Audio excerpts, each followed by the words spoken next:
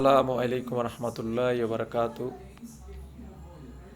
আজ গিয়েছিলাম চট্টগ্রাম ইলিশ মাছের বিখ্যাত বাজার কাঠটলি জেলেপাড়া, যেটা হালিশহর পল্লীতলী বাজারও বলে।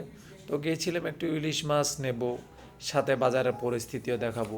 যাই হোক, বাজারে গিয়ে দেখলাম মাছের দাম আকাশচুম্বী। যে মাছ আমরা একসময় 150 টাকায় কেজি কিনতাম, যেখানে 1 কেজিতে 6-7টা ধরতো, সে মাছ এখন 500 টাকা।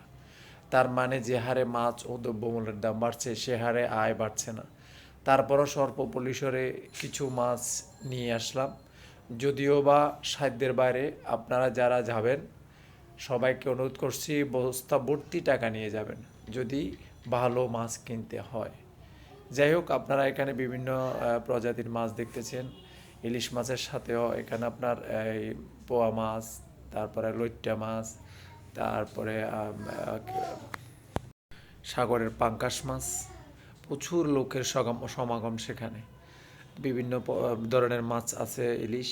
আপনার যেখানে 3,000 থেকে 3,500 টাকা কেজি, যেটা 1 কেজি, যেটা একটা মাছের ওজন 3 থেকে 3.5 কেজি হয়। আর যেখানে এক এক কেজিতে 3টা বা 4টা ধরে, সে মাছের দাম হচ্ছে 600-650 টাকা। যে মাছের ওজন আপনার 700-800 গ্রাম, সেই মাছের দাম হচ্ছে 1,200-1,300 টাকা।